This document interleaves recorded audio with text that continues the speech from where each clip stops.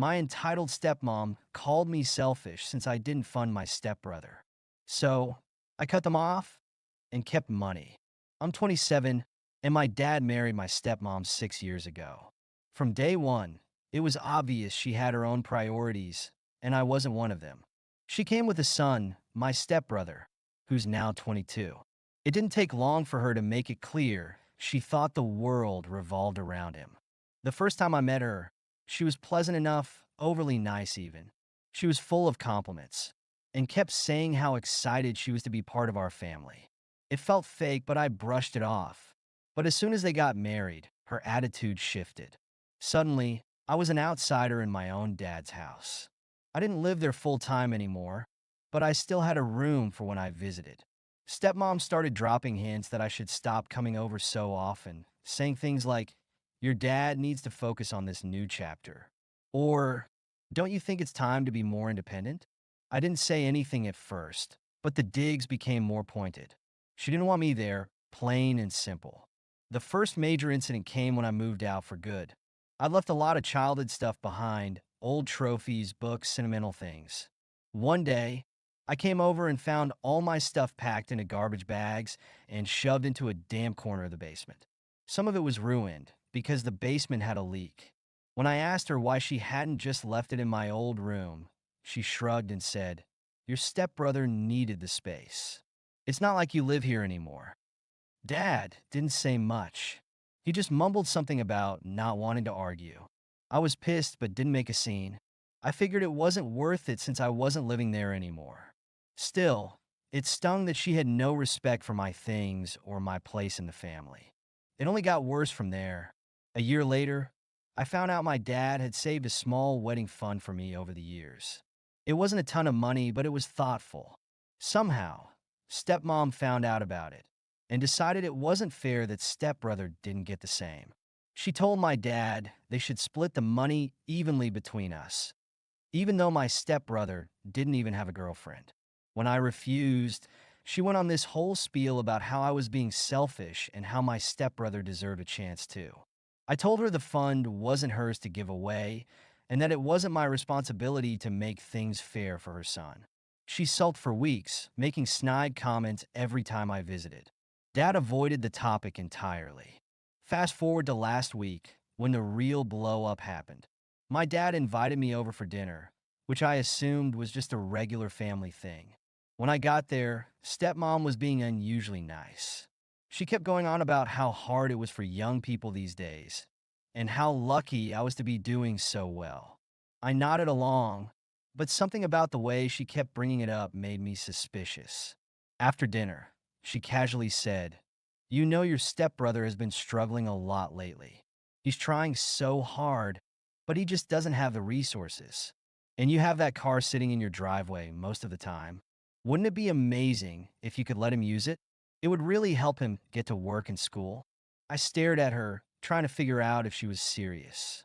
"Wait," I said, "are you asking me to give him my car?" She smiled, like she was talking to a clueless child. "Not give it permanently, just let him borrow it indefinitely. You work from home most of the time, so you don't really need it." It took me a second to process the audacity. "That's not happening," I said.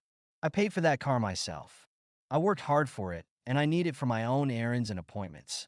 If stepbrother needs a car, he can save up and buy one himself." Her smile vanished. "Oh, come on," she said, her tone sharper now. "You're being selfish. What kind of brother are you? Stepbrother is just trying to get ahead, and you have so much already. It wouldn't kill you to share." I wasn't in the mood to argue. "No," I said. "What selfish is expecting me to give up something I worked for because your son doesn't feel like earning it himself? He doesn't even have his driver's license yet. How is that my problem?" My stepbrother, who had been quiet this whole time, muttered, "I didn't even ask for this," which made things even more awkward. Stepmom ignored him and turned to my dad. "Are you really going to let him talk to me like this?" To my surprise, Dad backed me up for once. "He's right," he said. "It's his car, and he has no obligation to give it to anyone. You need to drop this." She stormed out of the room, muttering about how ungrateful I was and how I was tearing the family apart. Stepbrother awkwardly excused himself and went to his room. I stayed behind to talk to Dad. He admitted my stepmom had been pushing the idea for weeks, but didn't know how to bring it up without causing a fight. I told him he needed to start standing up to her because her entitlement was getting out of control. He nodded but didn't say much, which honestly didn't surprise me. Over the next few days, stepmom went on a full-blown rampage. She left me multiple voicemails, alternating between guilt-tripping and yelling. One message said, "You're tearing this family apart. I hope you're happy, making your brother feel worthless." Another said, "If you can't do this one simple thing for family, then maybe you don't deserve to be part of it." I didn't respond. I blocked her number and told Dad I wouldn't be engaging with her until she apologized. But stepmom wasn't the kind of person to back off just because I wasn't responding. A couple of weeks later, she from a different number. This time, she claimed the family was in a temporary financial crunch and asked to borrow money from my emergency savings. When I asked what the money was for, she admitted it was to cover stepbrother's driving test, some new clothes for him, and a down payment on a car. "You're doing so well financially," she said. "It's not like you'll even notice it's gone." I couldn't believe the nerve. My emergency fund is for emergencies. Mine, not stepbrother's poor planning. If you're struggling, maybe you should get a part-time job instead of waiting for handouts. She didn't take it well. "You're so selfish. After everything your father has done for you, this is how you repay us." I hung up on her and blocked that number too.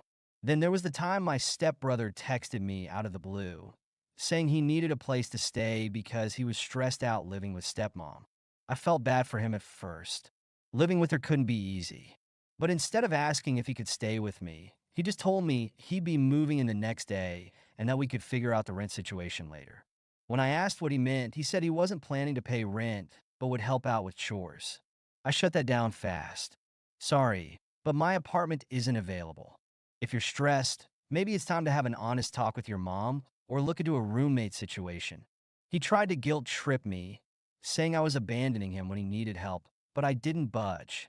I told him I wasn't in a position to take on a roommate and that he needed to figure out his own plan. A few months later, stepmom pulled her most ridiculous stunt yet. She decided to announce to the family that I'd be hosting Christmas dinner at my apartment. She didn't ask me. She just told everyone to bring their dishes to my place, and even started giving me instructions on how to rearrange my furniture to fit everyone. When I confronted her about it, she acted like it was already set in stone. "You're young and have the most space," she said. "It's not a big deal for you to host. Family is about sacrifice." I was done playing nice. I sent a group text to the entire family, letting them know I hadn't agreed to host Christmas and wouldn't be available for any holiday gatherings at my place. I added, if anyone needs clarification, please check with stepmom about why she thought it was okay to make plans on my behalf. The fallout was amazing. Relatives started questioning her behavior, and she tried to play it off as a misunderstanding, but no one was buying it. After the car incident, things between stepmom and me hit an all-time low. She avoided me at family gatherings, but that didn't stop her from trying to stir the pot whenever she could. She started telling relatives I was selfish and ungrateful, spinning every situation to make herself look like the victim. One cousin who's close to my dad pulled me aside at a barbecue to ask why I wouldn't help out my stepbrother when he was struggling. I gave him the full rundown, and he was stunned. "That's not how she told it," he said. "She made it sound like you were hoarding some fancy sports car you never use and didn't care about family." This was a recurring theme. Whenever I set a boundary, stepmom would twist the story to make me look like the bad guy. But the more people found out the truth, the less her manipulations worked. The final straw came last month. Stepmom found out I'd been promoted at work and decided it was time for another favor. She called me out of nowhere to ask if I'd help pay for my stepbrother to take a life-changing coding boot camp. She said it would set him up for a great career, and he just needs someone to believe in him. I told her flat out no. I'm not a bank, and I'm done financing his potential. If he wants it, he can take out a loan or save up for it himself. That's when she lost it.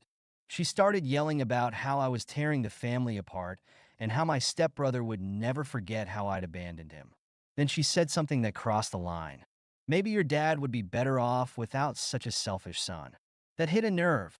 You know what? I said, maybe you're right.